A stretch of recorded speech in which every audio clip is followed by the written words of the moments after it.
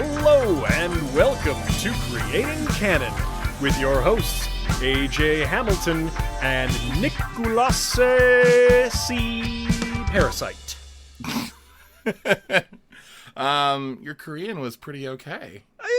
I tried. I practiced it. You practiced it? That's not too bad. That's the only thing that I can say in Korean. I mean, even sounding like it's in Korean, or the only thing that I'm going to attempt. Yeah, well, yeah, I can see that. Probably. Yeah, probably a good idea. Just on the safe side. Just the way you pronounce that. Yeah. That would start an international incident with North Korea. Oh, no! Yeah. But it's okay. I'm sorry, everybody. Nicholas C. Pappas! And Nicholas C. Pappas. It's Cannon Blast time. Cannon Blast time, yes, right? It is. Yes, sir. Well, you kind of gave it away with my last name being Parasite. I think I did. Yep. And also the title of this file of this is Parasite. Yeah, Parasite. So if you clicked on it, hopefully you know what this is about. Yeah, we're talking about the Bong Joon-ho thriller. Yes. I would say so. Suspense thriller. Drama, comedy. Like, how do you even... This was everything. Yeah. This had everything in it, honestly, except for, like, I don't know if I should ruin it, but there are no aliens in it. Well, you're right.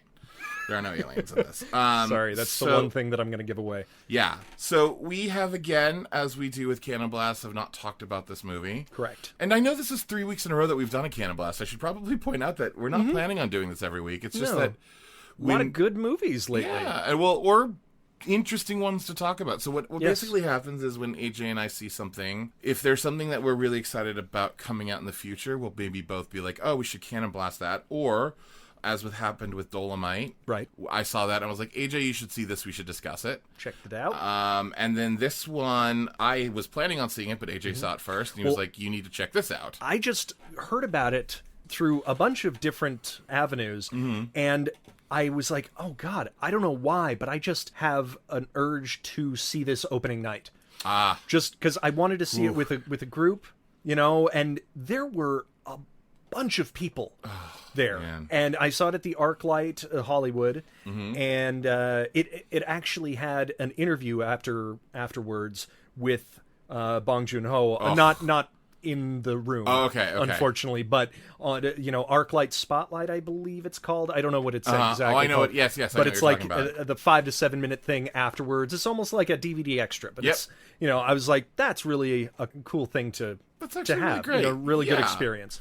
And I'm a Bong Joon-ho fan. I think Bong Joon-ho is my favorite director working today. So I already knew that I was going to see this, and I ended up seeing this at the Alamo Draft House here in LA, brand new theater. It's a beautiful place. If you've got any around you, go to a draft house. Yes. I have a fun Bong Joon-ho canon connection story if you want to hear it. Oh my God, yes, please. So start it off right. Yeah, exactly. I mean, years back when Okja first came out, the New Beverly was showing Okja. Oh, cool. And they had like a little bit of a Bong Joon-ho retrospective at the same time. And they were showing Snowpiercer. And Quentin Tarantino, who does all the programming there, for whatever reason decided to put Snowpiercer and Life Force together as a duo.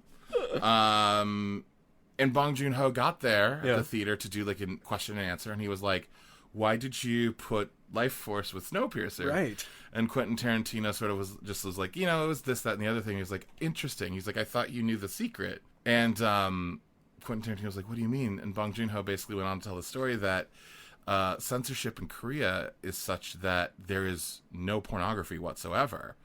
So when he was a teen, they would get copies of Life Force, which has Matilda May running around nude throughout the entire movie. Indeed.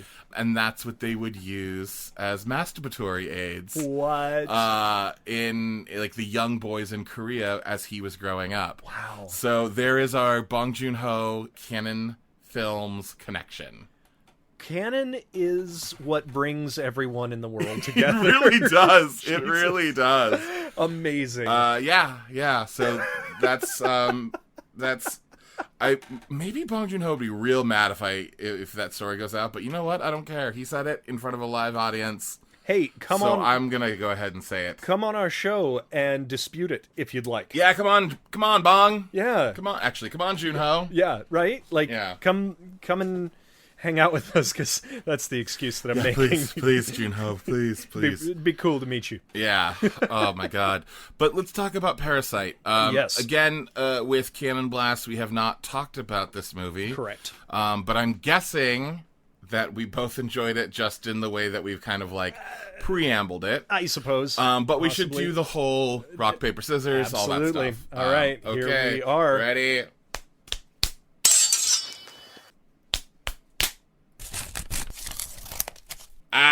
Scissors, cut, paper. We both go with scissors the first time. I don't know every why. single time. Well, actually, Maybe next time. Maybe next time. Well, there's a whole thing that rock, paper, scissors, because scissors goes last, your brain freezes. So people throw scissors most often first. Oh, interesting. Like, it's a theory of rock, paper, scissors. I mean, but you could also just not do anything and have a rock. Yes, but most people think rock, paper, scissors, Son of a bitch. and they go scissors. Oh my God. So if you actually, I had read somewhere that if you want to win, the first thing you should throw every rock. single time is rock. Interesting. Yeah. Well, that's There we that's go. a little rock paper scissors game Yeah, theory exactly. But for you. but the first time was both scissors, and the second time you had paper, I had scissors. Yes, Which means Snip, snip. snip, snip. I get to choose who speaks first. indeed. And I'm gonna speak first this time. Hell yeah. Hell yeah. All right. Oh my fucking God. I wanted to drink my coffee anyway. Oh, perfect. I think Parasite is a fucking masterpiece. It is my second favorite Bong Joon-ho movie. What's your first? Memories of Murder. Okay. Have you ever seen Memories of Murder? No, I have not, but Jesus Christ, AJ. we need to. I mean, Cannon Blasts tend to be new films, but maybe we should have like an old school Cannon Blast where we watch Memories of Murder and talk about it. You know what? Why not? Let's do it. Yep. All right. It's going to happen in the future. I don't know when, but it's happening. Cannon Blast 50, Yeah. something like that. Who We're knows? just going to keep doing... In fact, we should just have a whole Bong Joon-ho retrospective of Cannon Blast because don't Mother think is people brilliant. would hate that. Oh, God. Anyways. Yeah, I thought this movie was so good. It was so solidly crafted. The acting was phenomenal. The directing was phenomenal. It looked so sumptuous and beautiful. The whole time I was watching the movie, I kept thinking about every frame of painting and the way camera movements work and the way movement in frame works and how Bong Joon-ho is a master of that. He's a master of storytelling. There are things that crop up where you're like, huh, that's odd. Yeah. And then it pays off in such a way that is like... It's one of those movies where I watch it and afterwards I go, you know, I don't even want to be in this business because I can't create anything half as good as that. So, like, why even try? Yeah. And then the other thing, too, the last thing I'll say is that I think it's weird that our first Cannon Blast was the Joker because I think this thematically shares so many things with the Joker about society and what society forces people to do, how society shapes people, and especially how the rich shape the poor. Yes. And it does it a million times better, more interesting. I think it's clearer, and I think the way it wades into the question, it actually feels even more difficult. I don't know if that makes sense, right? But it just is so convoluted.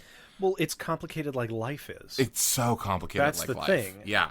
So, I mean, just to piggyback on that, not to rank Joker down too much, but I think that the Joker is way more of a character piece, and therefore it's actually harder to do an analysis of society through a single person, because you barely get any experience or clash Sure. when you're only with this one guy and 90% of it is not him interacting with society. It's basically staying away from society or feeling neglected by it. Plus that character's set up as a hero. That's true too. And in this one, in this movie, you are given so many different interactions between the rich and the poor, subtle things, very overt things.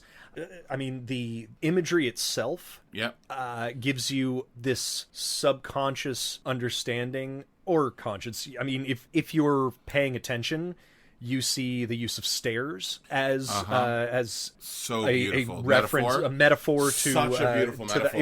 It was brilliant. The way the floods, the way oh God. Yeah.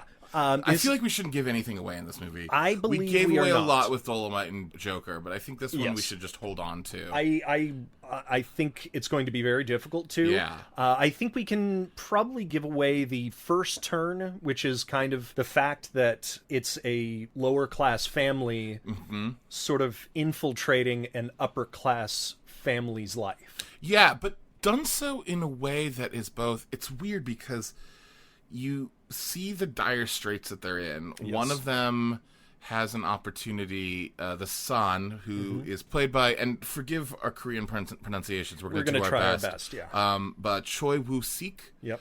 who plays a character who goes by Kevin in the movie, Yeah. who poses as a college student to instruct a young woman in an upper-class family Right. in English, to basically be a tutor.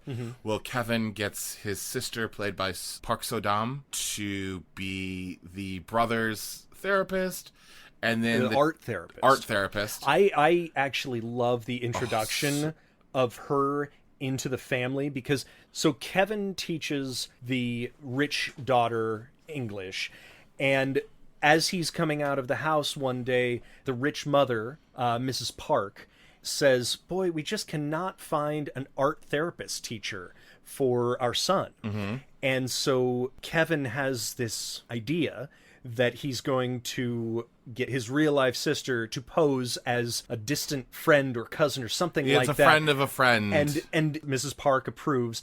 And when he's bringing his sister in to teach the child, before they go up, she halts him before he rings the doorbell, and she does something so interesting. Do you remember this part of the movie where she has a little song that she and Kevin sing, saying, "Jessica, only child from Illinois, Chicago. I'm a classmate of your cousin." Yep. I mean, obviously in Korean. Yeah, reminding them But it's like who they are. they made up a little song of their backstory lie. Yep. Which was just such a cool Such a way cool thing. of showing that they have a shorthand, that they have they are grifters. Yeah. I mean, but they do it in a very professional way. But this leads to an interesting... Well, so let's just kind of finish off what ends up happening. Please. So then Jessica and Kevin get the driver of the rich family fired. Right. And they do this thing where it's like, oh yeah, there's this old man who used to be my driver. I'll see if he's available. And that's their father who gets in, and then the three of them conspire together to get the housekeeper of the rich family fired. So their the housekeeper mother has been with the family for years, Well, ever since they moved in the house. Yeah, she was the housekeeper for the old owner of the house. The creator of the house. Creator of the house. The architect. The architect, yep. So she stayed on, and they get her fired to bring in yet their mother. And Yes. the rich family doesn't know that the four of them are related. Right. And that's done on purpose. Of course. Um, Because I think it would be too, like, I don't think they would want to hire a whole family, no. Also, they do a very interesting thing where they almost make the rich family think that the hiring is their idea. well, that's exactly what they do. brilliant. I mean, it's one of those things where it's like the best way to make somebody make the decision you want them to make Is make them think is, that... have them it's think it's Inception. their decision. Yeah. And that's I think all we should really say is it's how I think then that's where we have to stop there. when those two families then start interacting with each other, what then ends up happening. Yes. And everything is so tightly plotted. Mm-hmm. Not one moment of space I feel like is wasted by Bong Joon-ho Mm-hmm. in creating the story and in the way that the story unfolds.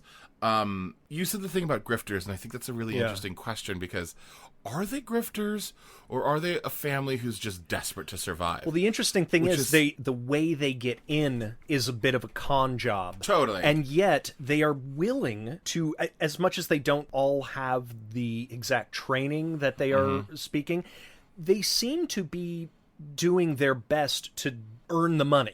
Well, they do their job. Yeah, absolutely. So I think that it's a very interesting way of getting in. Yeah. But I think that otherwise you see a very hardworking group of people who are just looking for a a chance. A chance. Yes, as a lot of people are.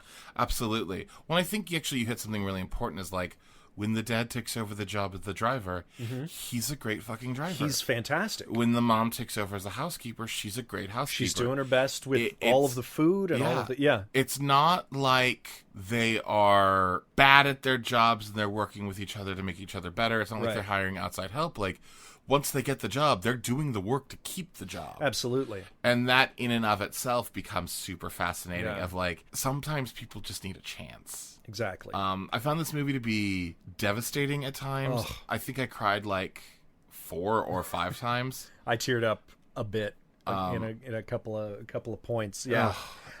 Broke my heart.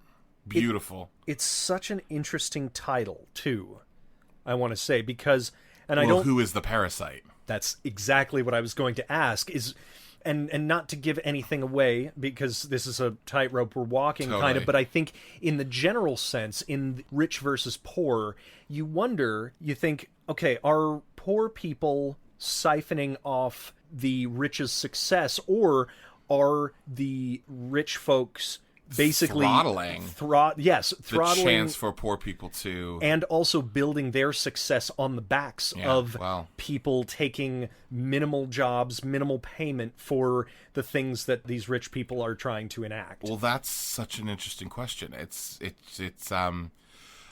I was talking to somebody about this literally the other day, not having to do with this movie, actually having to do with a play, but like the idea of we are reaching such a disparity in wealth in America, and it's happening all over. It's not just here. Of course. That the average CEO makes more by lunchtime on January 1st than the average worker for their company will make the entire year. That's disgusting. Yeah, that's crazy. I mean, that is a disgusting thought. And then also, too, what makes that even more difficult is the fact that they had done this really fascinating study that the richest families in Italy, England, I think it was France, and there was a Danish country, and I can't remember which Danish country it was. Anyways, it doesn't matter.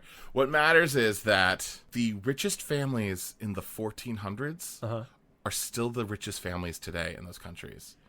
I mean, there hasn't really been a revolution in a while to redistribute any wealth. Famously, the French Revolution happened. Oh, that's what I'm saying. Like not a worldwide type of thing. But yeah, that wealth is not. I mean, even then, the wealth was not quite distributed. Look at Rockefeller. Yes, look at exactly. we're building our own group of and that's kind of old money. That's kind of the point that I was getting at, yes. Which I think is really fascinating. Is like when you think of like who is the parasite, the one who is leeching off the poor, or the poor leeching off the rich. Yeah, they both kind of own that. Yes. This movie stars Bong Joon-ho staple, who Song Kang-ho. Oh, dude, I love him. So good. He was in The Host. With that bleached hair. Yep. Memories of Murder. He was in Snowpiercer. Was he in Oakjaw? No, you're thinking, I think, of Tilda Swinton. She can do anything. Oh, she can do anything. Man. A chameleon. Yeah. But no, I absolutely love him. I do too. In anything. He is so genuine, man. There's something about him where he can play both dumb and smart. Street smart. Oh, like he splits that middle ground. Yeah. But even in like Memories of Murder, which we will need to watch, right. He does this thing where he's a detective in that, and he's very smart. He's a brilliant detective, and he's just so fascinating to watch. Yeah. You know, one of the questions that I was talking to a friend of mine who had also seen this movie, and I posed this question of, is Parasite a comedy with dramatic elements, or is Parasite a drama with comedic elements? I almost... Do you have an answer? I almost think it's a comedy that has these dark, dark moments. I think I would say... I tend to agree with you, but the way it ends is so devastating. I think like there is a positive... comedies could end devastating. It absolutely can, but I just think that this is so bleak. Yeah, in the end, see. Like there's an uplifting sort of thing, and I think that, well, if Joker has taught us anything, there's always room to laugh. Oh my goodness! But are you the Jack Nicholson laugh machine at the end? No, I was actually doing an impression of a dolphin who has a smoker's cough. That was good. That was good. Poor Flipper. Getting off that. Forever, please. I believe that there are insanely funny parts in this. Totally. There are such weird, dark parts in this movie, but the theater that I was in, I mean, it was packed, first of all. Mine was too. There wasn't an open seat. Absolutely not. Which makes me so happy. Which was so cool. And that's, like, I expected that on opening night, but to hear that a couple of weeks after this opened... It's a still packed theater. I think it made... It was like a 3 o'clock on a Saturday afternoon. Oh, which, I mean, it's Saturday, but it's still Saturday. 3 o'clock. Yeah. I believe this made $1.8 million domestic in America. And how's it doing worldwide? Worldwide, it's about $93 million right now, which is incredible. For this, so we should mention it feels that like it an art house movie, but it has so many other aspects. Oh, sure, so many other facets to it. Well, this is first of all, I believe if I remember correctly, this movie has made more money. This movie has made more money in Korea than any other movie. Oh my God! I think it set the record, and it is a Korean language film, which I think that was clear. But in case it isn't, right, you should know that it is subtitled as completely Korean. That's why I want to watch it again, just because, like, I don't like. I'm fine with subtitles, and I don't mind dubbing. But now, having seen it with subtitles, I would like to either see it with dubbing or just watch it again, knowing the beats, so that I can watch it more visually, because this thing is stunning. Yes. This thing is beautifully shot, color, texture, just the architect of the house. It was a real house. Yeah. It's a real house that was not built. I had read a story somewhere that Bong Joon-ho was nervous as fuck to be in that house because that is a house that even Bong Joon-ho couldn't afford.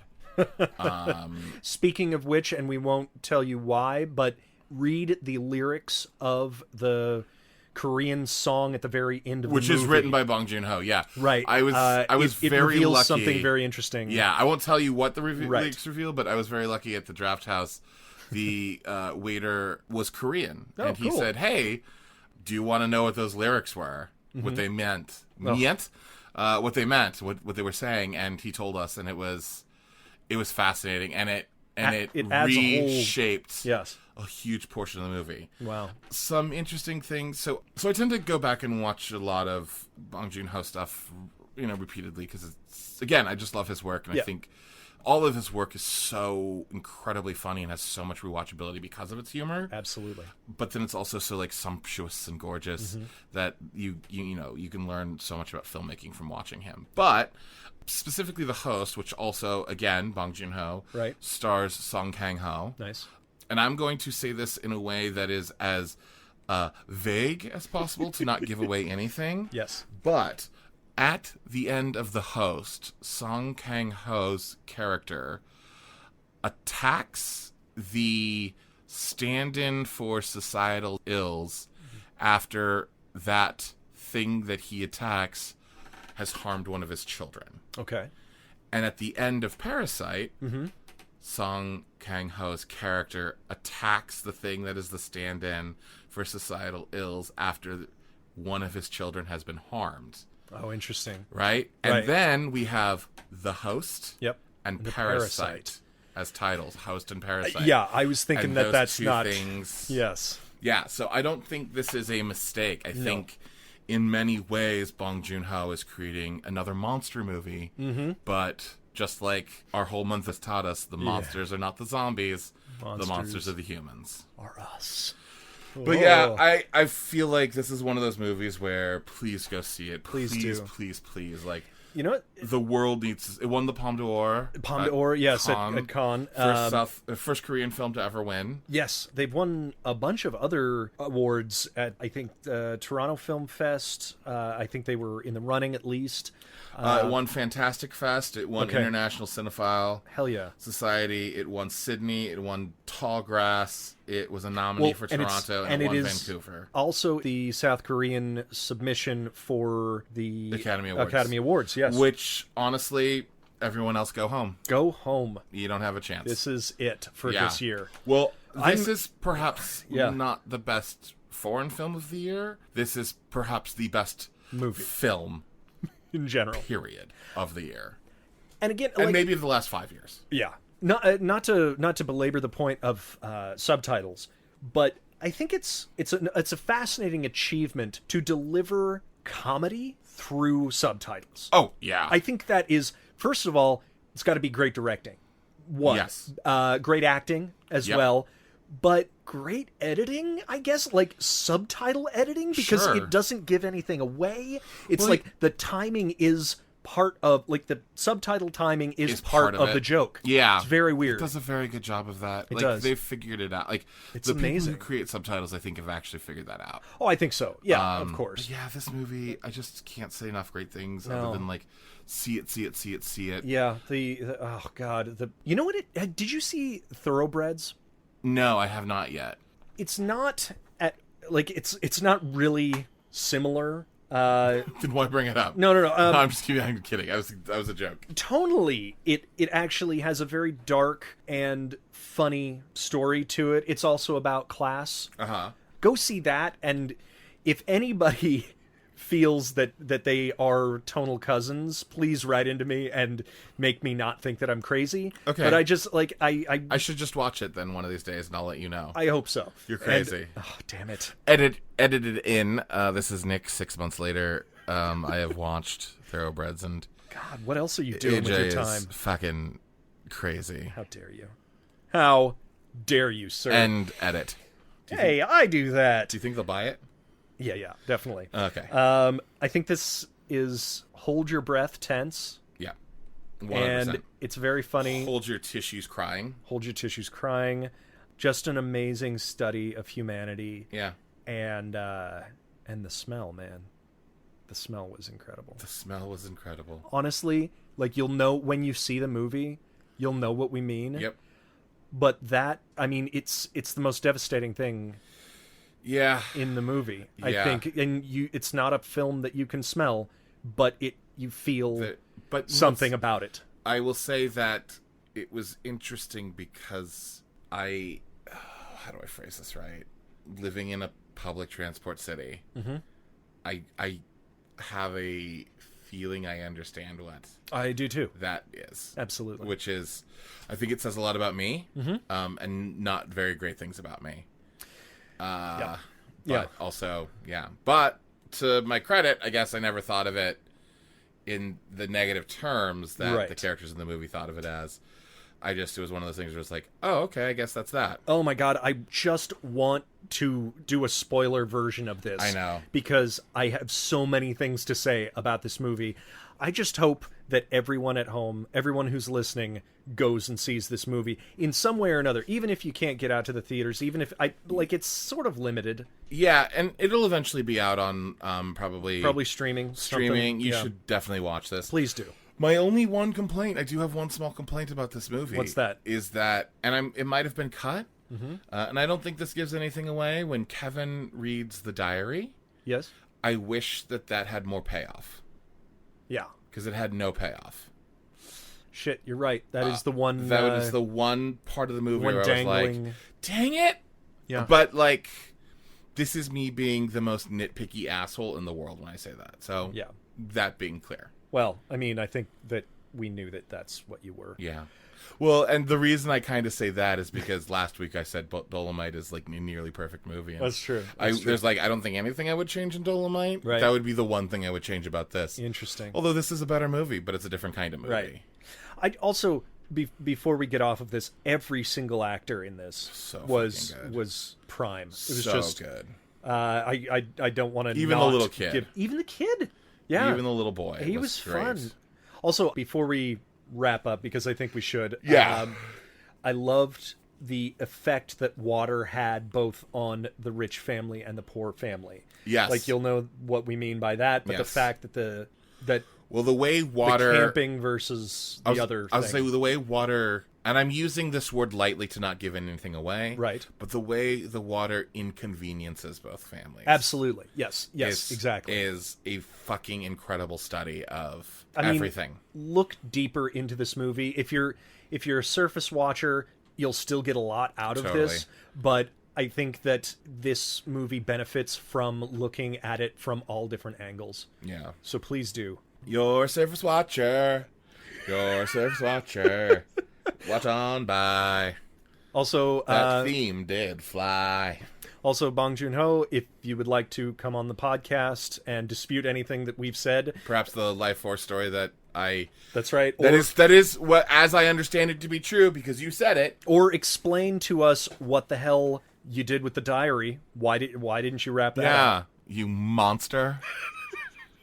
I'm kidding. You're the best director ever. Amazing. Like, honestly, the best director working today. Easily the top 3. That's just me. We love you. That is just, when I say he's the top 3, that is just me, like, leaving room just in case. Just in case there's somebody that you haven't heard of yet. Or if someone, like, is like, hey, I heard your podcast. Yeah.